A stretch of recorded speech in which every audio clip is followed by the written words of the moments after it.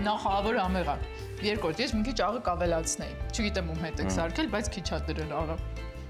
Ես եմ լսեցինք։ Բայց իհարկե գաղտնիքը էս թանձրուկի մեջ է, այսպես ասենք, սոուսի, որը ունի ցիտրուսային շատ թեթև բույր, ու մի տեսակ քաղցրի ու թթվի ճիշտ համադրությունն է։ Ես սրա մեջ կարելի է ավելացնել ինչ ձեր մտքով անցնի, նռան հատիկներ, չգիտեմ, կտրտած լոլիկ, թեև ինքը կանաչ աղցանի ավելի, ծորենի, ինչ ուզենք, բայց մենք ունենք էլի բաներ սարքելու ինչ։ Կտրտած լոլիկ հաջորդի մեջ ունենալ ենք։ Գնացինք։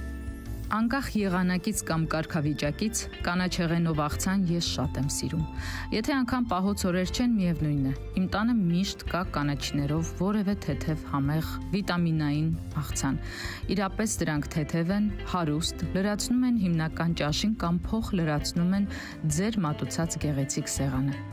Եվ կարևորը օգնում են մարսողության ճիշտ համակարգին։ Հազարավոր նման աղցաններից այս մեկը տարբերվում է նախ նրանով, որ մեզ համար այն պատրաստել է Տեր Գրիգորը։ Պատրաստել է հատուկ ուշադրությամբ, գերագույն սիրով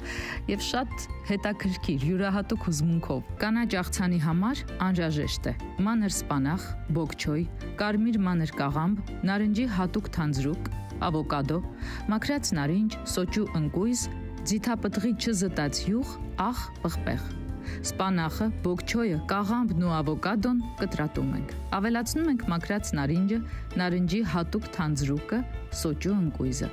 Համեմում ենք սիրով եւ աղով։ Այս ամենի համը ընդգծելու է եւ ամբողջացնելու է իհարկե ձիթայուղը։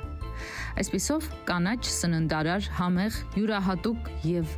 մեզ համար թանկ աղցանը պատրաստ է։